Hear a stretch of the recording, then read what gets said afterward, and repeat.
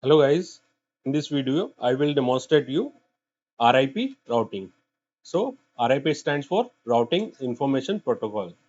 So there are two options over here in routing. First one is static routing, second one is RIP. So I have already demonstrated you static routing in my previous lecture. In this lecture I will introduce you RIP, that is stands for Routing Information Protocol. So first of all, I will demonstrate you my network over here. I have configured three networks over here. First one is 172.17.0.0. Second one is 172.18 and third one is 172.19. And as per their network IDs, I have entered IP addresses over there. So I have used my first IP address of every network for gateway. So similarly, I have used 172.17.0.1, 172.18.0.1, and 172.19.0.1 as a gateway IPs. So I have to check whether I have entered that IP over here or not. So when I move my cursor over this green triangle, I'm able to see which port is used. That is FA 0/0. That indicates fast Ethernet port 0/0, and I have entered this IP over here. Similarly, I can check over here also. So it is again FA 0/0, that is fast Ethernet port 0/0. That means 172.18.0.1. So similar manner, I have entered third gateway over here also. So I can check any PC over here. I have configured IP addresses and default gateways also. So I have entered this IP address over here of same series and first IP as a gateway over here. And I have entered additional two IP addresses over here. That is used for connecting these two routers. I have used coaxial cable over here and configure that gigabyte Ethernet port for the same. So I have entered 172.20.0.1 for router 1 and 172.20.0.2 for second router. I have used gigabyte port 8/0 over here. When I click on this router and check gigabyte port 8/0, it gives me IP address over here, that is 172.20.0.1, and I have entered 172.0.20.172.20.0.2 at router 2. So let's have a look at communication. So for initial communication, there is nothing like that.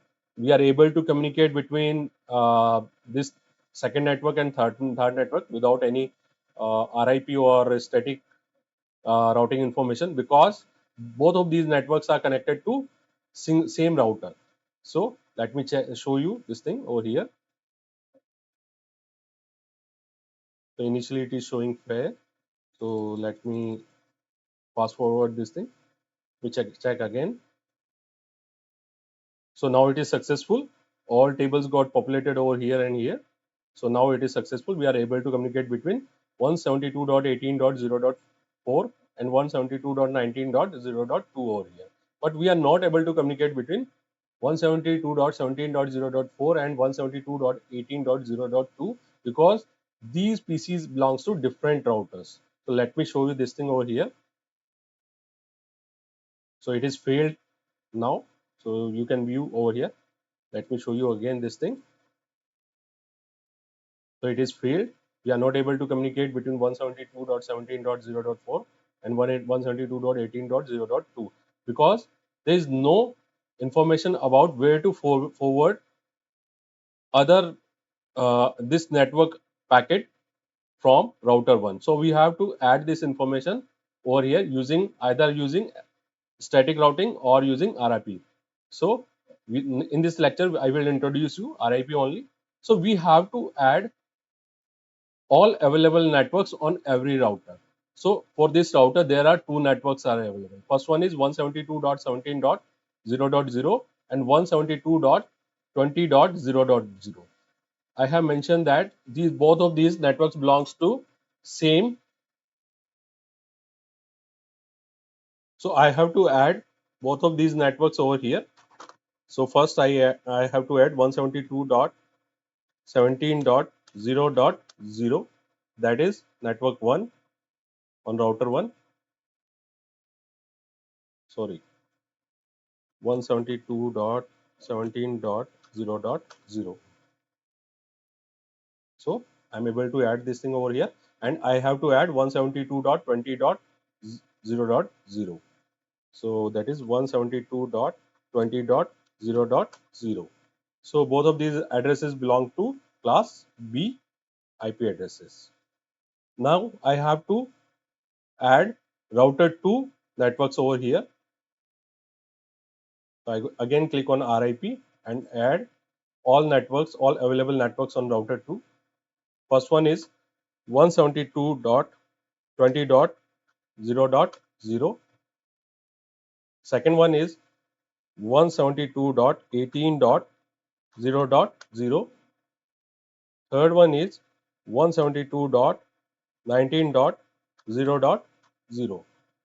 So I have added all available networks on both routers. Routers will automatically populate their tables and create paths as per these information, and they share all information with other routers in the same network also. So let me press forward buttons so that communication got successful, and all tables got populated over here.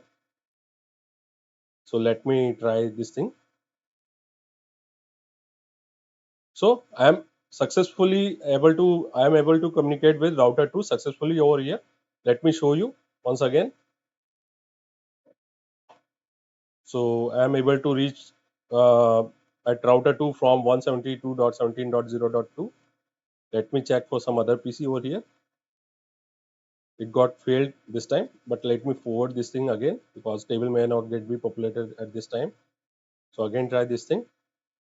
Now it is successful. That means tables get populated now, and routing information got spread on these networks. So I am successfully able to communicate from 172.17.0.3 to 172.18.0.2. That belongs to network 2. Similarly, I will try for third network also. I am successfully able to communicate from 172.19.0.3 to R1. Let me try one more thing. So I am still successful from network 1 to network 3 also. So I am able to communicate from 172.17.0.4 to 172.19.0.3. So all network PCs are available to communicate with other networks now, and routers also. So this is RIP. I hope you enjoyed this last session. Thank you very much.